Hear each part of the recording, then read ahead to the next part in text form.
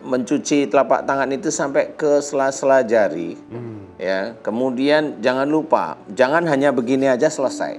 Diamati ya, tetesan airnya itu diamati sudah masuk belum, kemudian diratakan dengan bergerak tangan ini diratakan.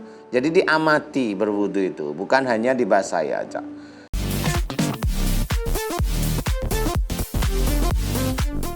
Tema kita pagi hari ini untuk tausiahnya adalah bersuci sebelum mengerjakan sholat. Masya Allah, tabarakallah, yang paling penting nih Pak Ustadz ya. Kadang-kadang orang nih bersuci sebelum mengerjakan sholat itu lebih fokus kepada wudunya. Nah kita tidak tahu apakah wudunya itu betul-betul suci atau seperti apa ya Pak Ustadz.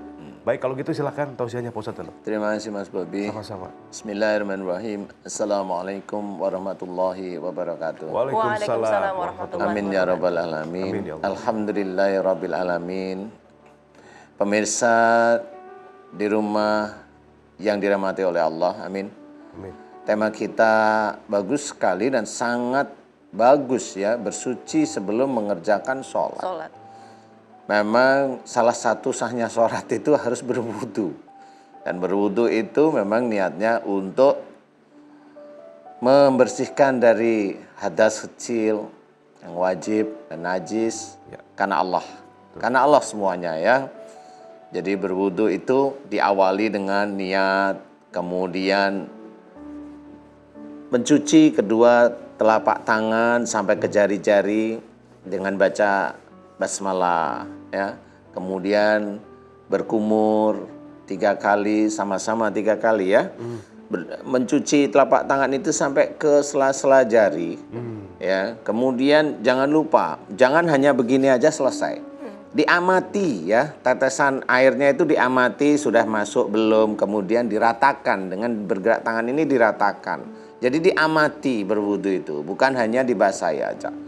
Kemudian berkumur juga, kumur jelas ya, ke kiri, ke kanan, kemudian dikeluarkan 3 kali. Kemudian menghirup air bisa dikeluarkan dengan mempencet hidung.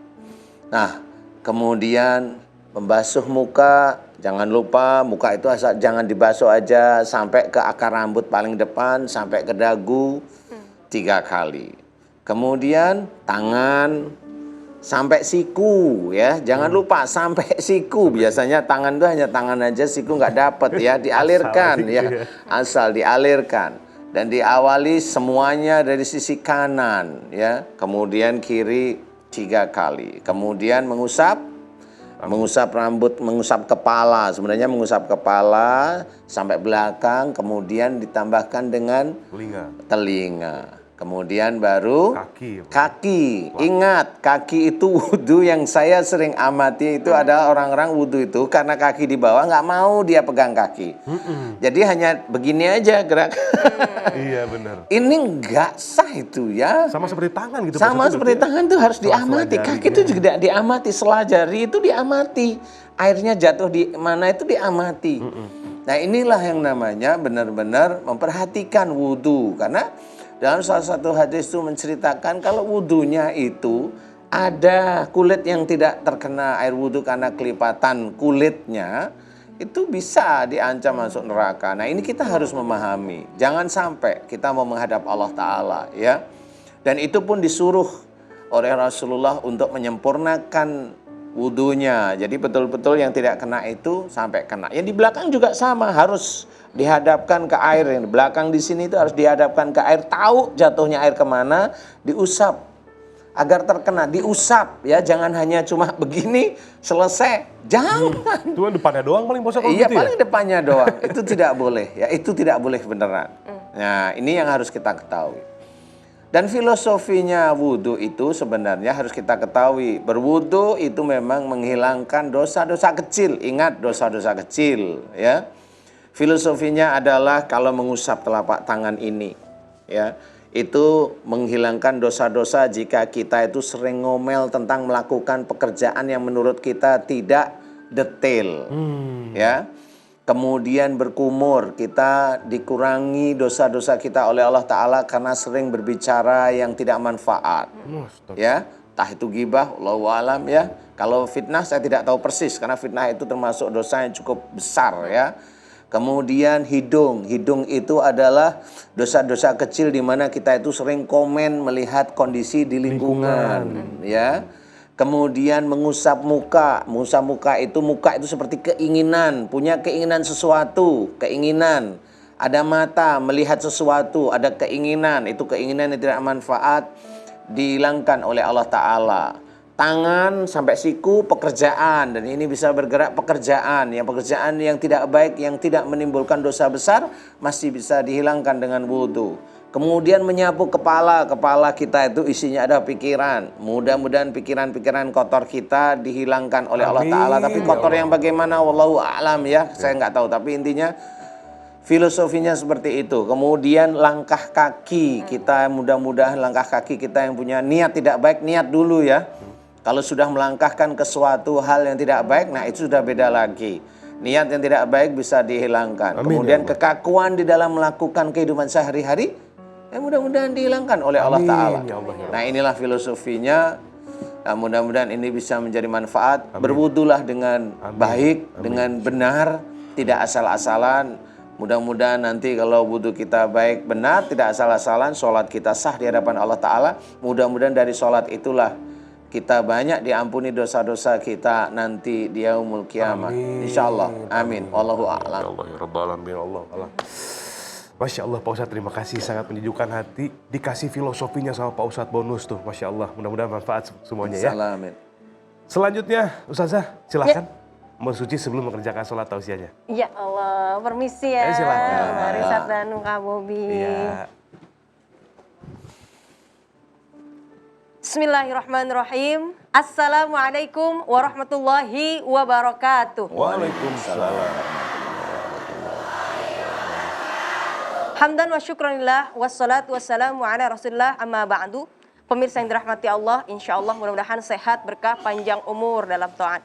Alhamdulillah di pagi yang berkah kita menuntut ilmu tentang bagaimana berwudu, tidak hanya sebatas mengerjakan, melaksanakan, bahkan sampai merubah pribadi kita menjadi pribadi yang lebih baik lagi. Amin. Seperti yang tadi dijelaskan oleh Ustadz Danu, Masya Allah, insya Allah mudah-mudahan senantiasa kita amalkan.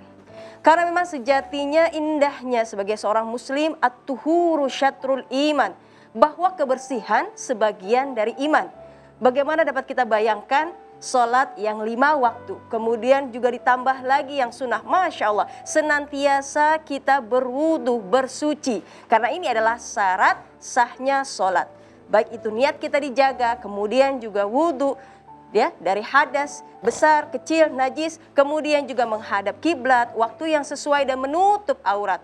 Kemudian bagaimana agar wudu kita senantiasa bernilai? Tentunya sama-sama kita memahami wudu ini adalah menuju untuk sholat. Sebagaimana dalam Quran surah Al-Ma'idah ayat ke-6. Bahwa sesungguhnya orang-orang yang beriman ketika hendak sholat maka berwudu. Ya, di sini disebut bahwa yang wajib ada 4. Makanya rukun wudu diawali dengan niat karena Allah. Kemudian juga senantiasa wajah kita, tangan kita, kemudian juga kepala kita dan kaki kita, sehingga yang terakhir adalah tertib.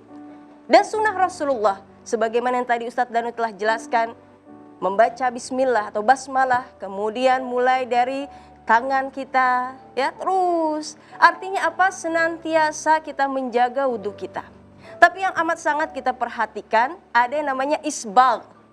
Isbagh adalah memperhatikan detail, celah-celah ketika kita berwudhu. Mulai dari tangan kita, kemudian juga berkumur-kumur, ya. Kemudian menghirup air berwudu, ya. Ini untuk apa? Membersihkan kotoran. Kemudian juga wajah kita dari kening, belakang, lihat di sini, ya, ada telinga sampai ke dagu.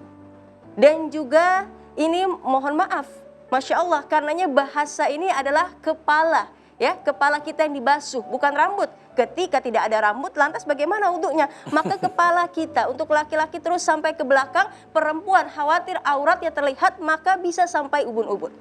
Kemudian juga ketika tangan dibasuh, ini sampai marafik atau sampai siku, kemudian kembali lagi dengan sempurna. Ya, Masya Allah, telinga pun juga seperti itu sampai kaki, sehingga berwudu dengan sempurna. Bahkan untuk menjaga fokus atau konsentrasi khusus saat berwudu, Para alim ulama membiasakan untuk berdoa ketika diawali bismillahirrahmanirrahim, kemudian berniat. Dan jangan lupa untuk senantiasa berdoa, Allahumma ja'alal ma'a tahura, ya Allah jadikan air ini air yang bersih, air yang suci. Dari setiap gerakan wudhu itu Masya Allah ada doanya.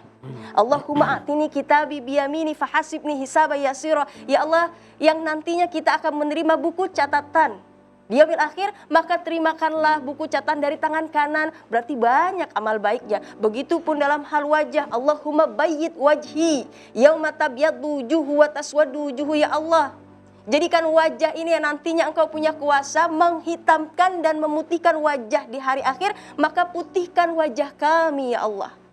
Kemudian begitu pun juga dengan gerakan wudhu yang lainnya, Allahumma sma'ni munadiyal jannati fil jannati ma'al abror. Ya Allah jadikan ini telinga kami senantiasa mendengar yang baik, di mana para syurga nanti orang-orang yang ada di syurga Allah senantiasa mendengar dengan yang baik-baik. Sampai kaki pun juga begitu. Tsabbit qadami ala siratin mustaqim, tetapkan kami untuk senantiasa berada di jalanmu. Masya Allah. Semoga senantiasa kita tidak hanya sebatas mengerjakan, melaksanakan wudhu, tapi dimanai bahkan sampai dijadikan akhlakul karimah dalam berwudhu. Insya Allah.